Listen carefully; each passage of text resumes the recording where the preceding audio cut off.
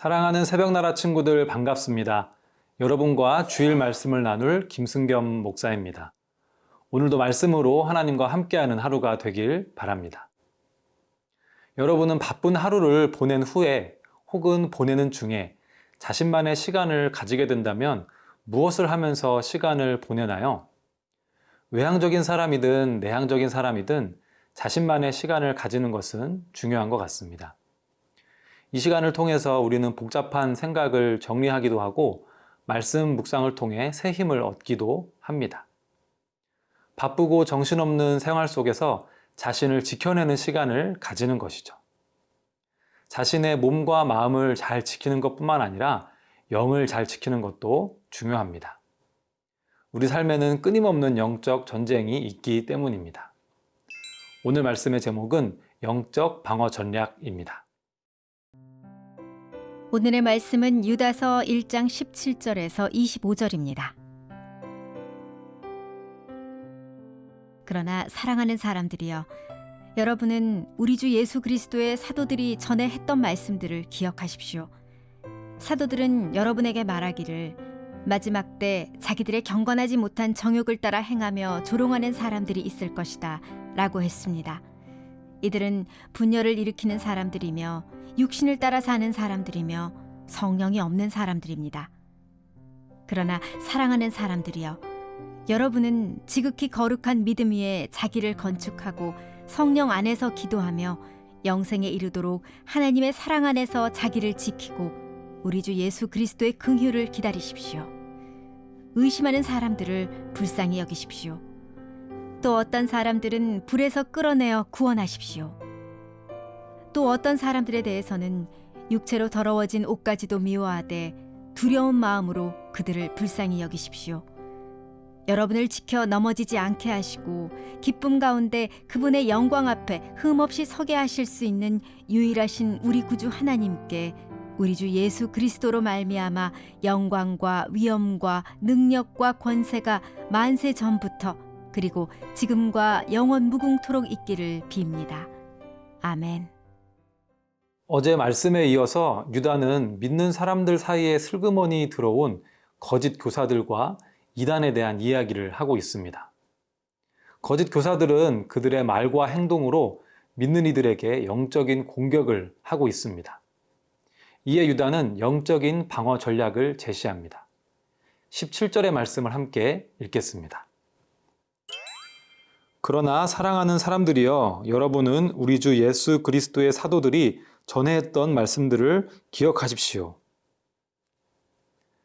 당시의 그리스도인들은 교회 안에 들어온 온갖 거짓 가르침들로 인해 큰 혼란을 겪고 있었을 것입니다. 하지만 놀라운 것은 이와 같은 일이 벌어질 것을 미리 예측한 사도들이 있었다는 것입니다. 사도들은 마지막 때에 자기들의 경건하지 못한 정욕을 따라 행하며 조롱하는 사람들이 있을 것이다 라고 미리 예측하고 경고하였습니다.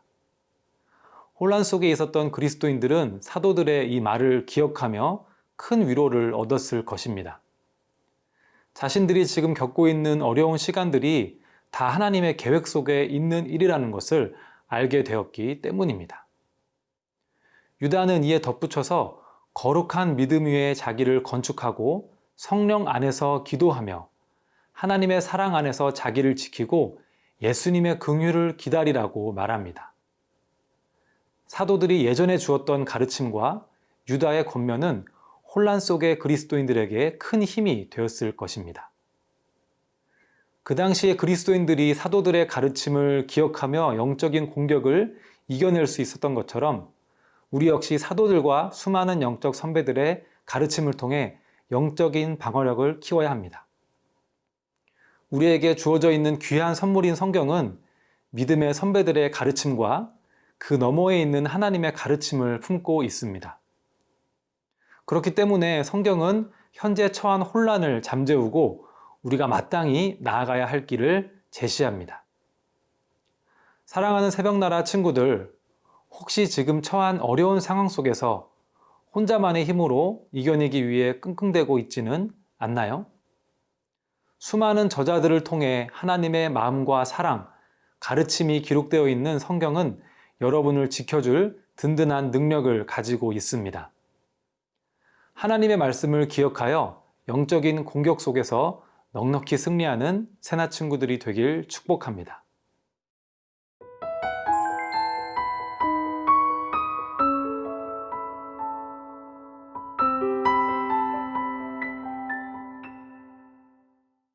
유다는 영적인 방어를 위한 또 하나의 전략을 제시합니다.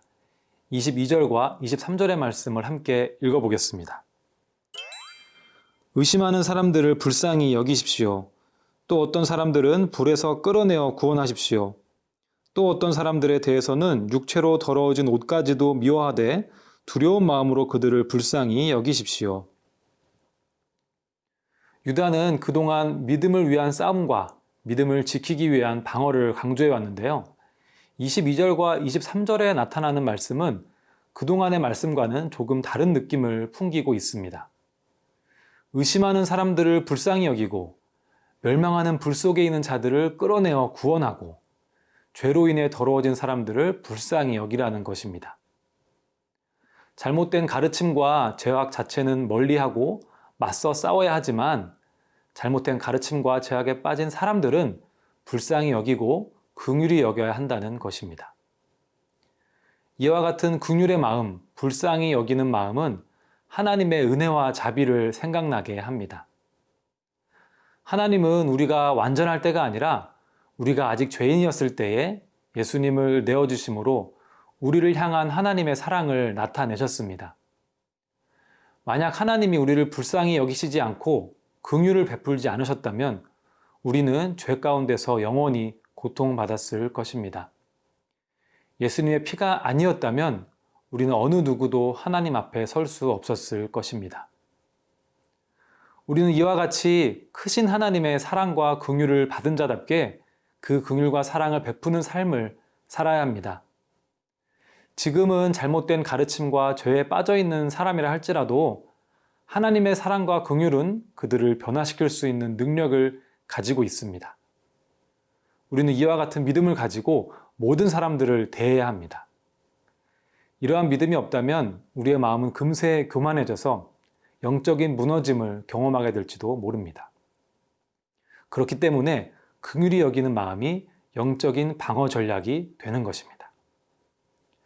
사랑하는 새벽나라 친구들, 신앙생활을 오래 하고 또 좋은 믿음을 가지게 된 것이 믿음이 부족한 다른 사람들을 겨냥하는 정죄의 도구가 되어서는 안 됩니다. 하나님이 보시기에 우리 모두는 부족한 사람들이고 죄인들일 뿐입니다. 이와 같은 겸손한 마음으로 긍휼과 사랑의 마음을 품고 살아가는 새나 친구들이 되길 축복합니다. 사랑과 긍휼의 하나님, 우리는 하나님이 우리에게 주신 긍휼과 자비를 잊고 교만한 마음을 품을 때가 많이 있습니다. 늘 주님 앞에서 낮고 겸손한 마음을 갖게 하셔서 우리가 만나는 모든 사람들을 긍휼한 마음으로 대하도록 도와주세요. 예수님의 이름으로 기도드립니다. 아멘.